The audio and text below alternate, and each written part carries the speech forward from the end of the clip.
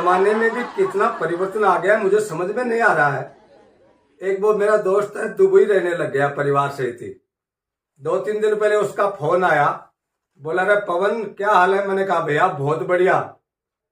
फिर उसने दूसरा प्रश्न किया कि अरे वो मास्टर की नौकरी कर रहा है या कोई दूसरा अच्छा जॉब मिल गया। मैंने कहा यार मास्टर की नौकरी कमजोर है क्या, वो भी अच्छी है। अरे बोले अच्छी है लेकिन आजकल यार क्या है, मिडिल प्राइमरी से इन स्कूलों में छोटे बच्चों को पढ़ाना इतना आसान नहीं है। मैंने कहा वो तो बात सही है, पढ़ाना तो आसान नहीं है, आजकल बच्चे जन्मते ही कहाँ है। तो बोला कैसे। मैंने कहा भैया आजकल तो बच्चे जन्मना ही बंद हो गए। उसने पूछा कैसे क्या हुआ। मैंने कहा ये तू सोच रहा वो बात नहीं है, आजकल बच्चे नहीं पैदा हो रहे हैं, आजकल तो जो भी पैदा हो रहे हैं वो बाप ही पैदा हो रहे हैं। बोला यार तू सही कह रहा है। दोस्तों आपको बताओ एक काम की बात, मैं जिस स्कूल में पढ़ाता हूँ एक दिन एक बच्चा लेट आया। मैं उसके स्वागत में गेट पर ही चला गया। मैंने कहा अरे राकेश आज लेट कैसे हो गया। बोले सर लेट किसे कहते हो। अरे मैंने कहा स्कूल का टाइम 7:30 बजे का है, अब 8:30 बज रहे हैं तो 1 घंटा लेट है। बोले सर मैं लेट नहीं हूँ, वो टाइम है ना 7:30 का, वो है आपके लिए, तनख्वाह मिलती है आपको। मेरी यहाँ कोई नौकरी नहीं है जो मैं टाइम पर आऊंगा टाइम पर जाऊंगा, मेरी मर्जी होगी तब आऊंगा, मेरी मर्जी होगी तब जाऊंगा। जो ही 7:30 बजे चुपचाप आकर के घंटी बजा के पढ़ाई शुरू करवा दिया करो। बोले थे आप मेरे भरोसे बैठे हो क्या। तो मैंने कहा एक तो लेट आया है, अरे एक जवाब सवाल उल्टे सीधे कर रहा है। मैंने उसको वहीं पे बगल में ही मुर्गा बना दिया सजा के तौर पर। इतने में बगल में एक राजेश नाम का लड़का पानी की टंकी पर पानी पीने के लिए आया। उसने देखा, बोले सर आज राकेश को सुबह सुबह ही मुर्गा कैसे बना दिया। मैंने कहा बेटा आज ये लेट आया। वो लेट आया तो भी कोई बात नहीं, लेकिन उठपटांग जवाब दे रहा है। बोले सर आज तो ये लेट ही आया है, कल तो पूरे दिन ही स्कूल से गायब रहा। मैंने कहा कल पूरे दिन ही गायब रहा। बोले हाँ सर सुबह सुबह जल्दी थैला फेंक के गया था क्लास में, उसके बाद शाम को ही निकाल के ले गया था। मैंने कहा कल कहाँ गया था राकेश, सही बता। बोले सर कल तो मेरे बर्ड फ्लू हो गया था। मैंने कहा बर्ड फ्लू हो गया था, बर्ड फ्लू झूठ बोलता है। बोले सर झूठ की क्या बात है इसमें। मैंने कहा रे बच्चों में नहीं होता बर्ड फ्लू, तो मुर्गों में होता है। वो मुर्गा बने बने ही कह रहा सर आपने मुझे इस स्कूल में आने के बाद बच्चा समझा ही कब है, मैं भी आपके सामने आता हूँ आप मुर्गा बना सकते हो, मैं तो मुर्गा सा ही हो रहा हूँ।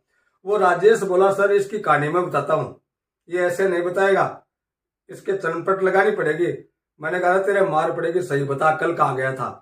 बोले सर रुको थे, कोई मार वार की जरूरत को नहीं है, मैं काल की मेरी तो बाद में बताशू, पहले थे थारली बताओ क्या कल जिनको पढ़ाया था उनको तो आपने कलेक्टर बना दिया क्या। मैंने कहा यार बड़ा तेज बच्चा है। फिर वो राजेश आया, बोले सर इसकी कहानी में बताऊंगा। कल इसका पहाड़ा बोलने का नंबर था और ये 7वीं क्लास में हो गया, इसको आज तक 6 से ऊपर पहाड़े याद नहीं हुए और कल इसको पड़ती मार, इसलिए उस मार के डर से ये गायब रहा। अरे मैंने कहा राकेश शर्म कर। मुड़ो बोले काहे की शर्म कर। कह रहे 7वीं क्लास में हो गया और 6 तक पहाड़े नहीं आते, ये तो बड़ी शर्म की बात है। हमारी तरफ देख, हम तो जब 5वीं में पढ़ा करते थे उस समय हमें 40 तक पहाड़े याद थे कंठस्थ। बड़ो मुर्गो बड़े बड़े ऊपर न मुंडो करके कहा गुरुजी थाने कोई भलो आदमी पढ़ाए होगो। इतनी तेज बुद्धि होगी इन बच्चों की। ऐसे बच्चों से आराम से इनको टैकल करने का तरीका दंड मार या धमकाना नहीं है, इनको तो प्रेम से प्यार से ही टैकल करना पड़ेगा, क्योंकि ये 1500 चैनल देखने वाली पीढ़ी है। मैंने कहा तेरे को पहाड़े याद नहीं है तो फिर तू जीवन में करेगा क्या। बोलो सर क्या करूं, पहाड़े तो मुझे टाइम ही नहीं मिलता है। मेरे पापा ने इराक से वो फोन भेज दिया सल्डको वाला और मेरा तो उसी में मन लगता है। अरे मैंने कहा तेरी मम्मी आई थी एक दिन शिकायत करने के लिए कि हमारे 7वीं क्लास में जो राकेश पढ़ता है सर उसको समझाओ, वो घर पे जाकर के न तो होमवर्क करता है, न दादी का कहना मानता है, न मेरा कहना मानता है, बदमाशी भी करता है, तू ही है क्या वो। बोलो सर मैं ही हूँ। अब उसको मैंने समझाया कि मैंने कहा बेटा अगर दादी की आत्मा से दुर्शीष निकल गई, क्योंकि बच्चों को समझाने के लिए थोड़ा डर भी उनके भय भी डालना पड़ता है उनके दिमाग में। मैंने कहा दादी अगर दादी की आत्मा तूने दुखा दी और उसकी आत्मा से अगर दुर्शीष निकल गई तो तेरा ये जन्म खराब हो जाएगा।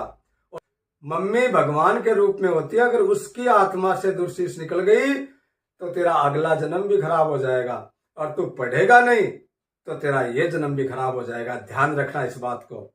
वो कहने लगा, सर अगले जन्म की तो आप चिंता ही मत करो। मैंने कहा क्यों? बोले अगले जन्म के बारे में तो मुझे पता लग गया क्या है। मैंने कहा कैसे पता लग गया? बोले सर रात में ही मेरे दादाजी सपने में आए थे और सपने में उन्होंने मुझे बताया कि बेटा राकेश, मजे लेने हैं बस उतने ले लेना धरती पर ही, यहाँ नरक में जगह नहीं है। हम ही 8 साल से दीवार पर बैठे अंदर जाने के लिए समय मिला। होगी इन बच्चों की। ऐसे बच्चों को हम संस्कारों के बल पर और बहुत ही सौम्यता के साथ समझाते हुए आगे बढ़ाएंगे और अच्छी तरह से पढ़ाएंगे तो ये अच्छे नागरिक बनेंगे। बहुत बहुत धन्यवाद।